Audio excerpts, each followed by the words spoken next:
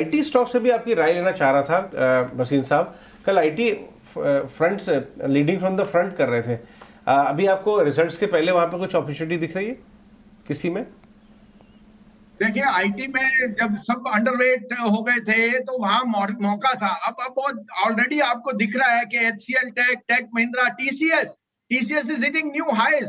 और अजय जी, अगर टीसीएस का फिफ्थ बायबैक है, now they will be split opinion के is it because the stock is undervalued और they want to return capital. Either way मेरे को लगता है कभी भी आपने टीसीएस में इन्वेस्ट किया हो, क्योंकि जब भी बायबैक आया है वो ऑलमोस्ट 15% घटता है वहां से। You have been in the steadiest of ship. मुझे अभी भी एचसीएल टेक और टेक महिंद्रा और परसिस्टेंट बहुत पसंद है। However, एज अ डिस्क्लोजर ये हमारे यहाँ काफी नीचे भाव से है। But Ajay, I would say कि be little contrarian, because IT में यूएस की उतार चढ़ाव की स्लोडाउन, एआई की अभी भी हेडविंड्स है। Whereas pharma has been the other star, Lupin, Aurobindo, doctor Reddy.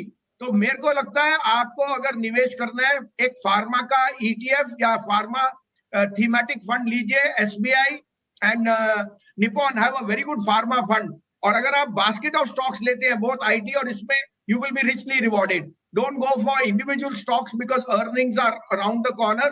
तो एक बास्केट लेना या एक म्यूचुअल फंड लेना would stand you in good stead. एक बहुत हैंडी पिक बताइए कि फार्मा खेलिए और फार्मा में एक फार्मा फंड ले लीजिए। ये एसआईपी के द्वारा शुरू करना चाहिए या लमसम भी डाल सकते हैं? ये जो फार्मा फंड आपने रेकमेंड किए, कोई एक इसमें से चुन के, संजीव जी? नहीं अजय जी, अभी तो एसआईपी कीजिए बिकॉज वॉलेटिलिटी है। और मैं और आप तो कह सकते हैं कि बॉटम या टॉप है, लेकिन मार्केट का कुछ पता नहीं, कुछ भी इवेंट हो सकता है। तो मेरे हिसाब से यहाँ पे शिफ्ट कीजिए। और अगर आपको फॉर एनी रीजन मिल जाए निफ्टी और नीचे या फार्मा के स्टॉक्स, उस समय आप अपना सिप बढ़ा लीजिए। बिकॉज मुझे ये कॉन्फिडेंस जरूर है कि India headed much higher before we see any top being made. और ये एक करेक्शन है, रनिंग करेक्शन। और अब तो इवेंट्स भी डिस्काउंट हो रहे हैं बिकॉज ऑल मोर और less geopolitical risk is also getting priced.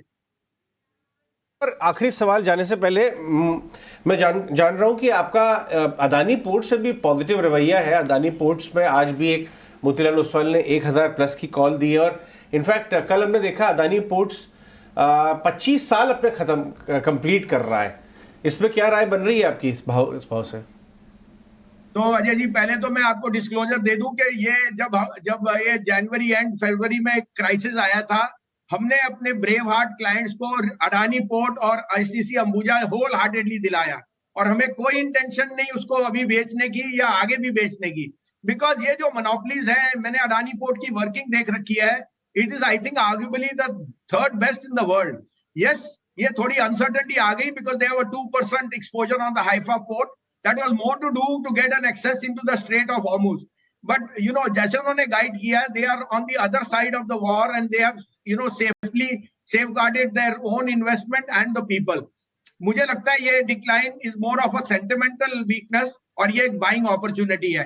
कोई दो राय नहीं, Adani port Ambuja must be accumulated for a slightly longer term period because अपने अपने क्षेत्र में दोनों आउट परफॉर्म कर रहे हैं ऑन अ फाइनेंशियल फ्रंट।